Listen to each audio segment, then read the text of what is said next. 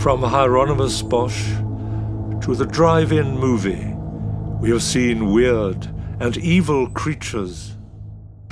When he was young in Paris, Andrew Sinclair loved the early cinema. Silent movies began with Nadar in a balloon. They were peopled with murder, death, and wonder. But the art of cinema and the techniques grew with early magical and surreal filmmakers. The first moving pictures of Lumière, Buñuel in The Chien Andalou, Cocteau in Blood of a Poet, Sea Giants and A World in Flames, and the classics of early German horror cinema. The Cabinet of Dr. Caligari and the Weimar Collapse, and the first of the vampires, Nosferatu, and Metropolis with a robot woman, and M, the child murderer, and Marlene Dietrich, the singing, seedy Aphrodite in The Blue Angel, and Louise LULU Brooks in Pandora's Box that ended with her and Jack the Ripper. But detective and horror movies were invented by the drugged American poet of the imagination, Edgar Allan Poe. If you died of fright, you could hardly collect from the grave.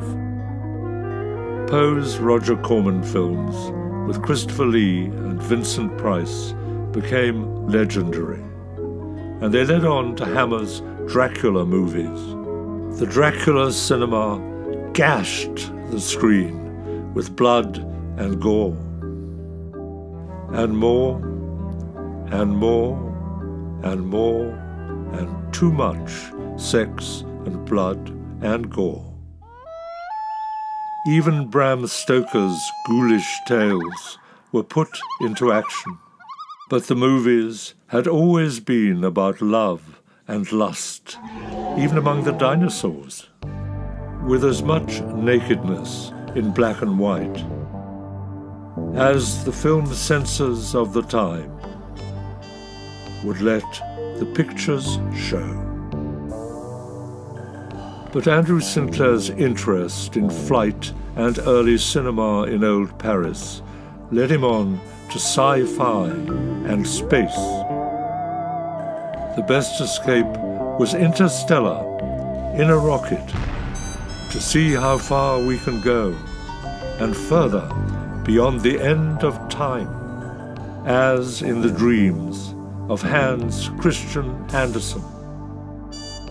But Andrew's favourite film boxes are Charlie Chaplin in the Jungle and Wayne's Wild West, with a tribal skull of the desert in a cage, and King Kong menacing the brass cavaliers of Africa. Andrew Sinclair founded a company that published 60 screenplays of the classic cinema. He worked with most of the leading directors of his time, from Antonioni to Bergman, from Kurosawa to Orson Welles. These classic film scripts are now to be issued again across the world, with Stagecoach in the lead. Andrew himself became a script doctor in Hollywood and returned to make movies with the stars. His first film was from his first satirical novel, The Breaking of Bumbo, with Joanna Lumley, the divine and only one. He shared a flat with John Bird at Cambridge, and here John turns a blowtorch on Churchill's waxwork and says, "So much for Dresden."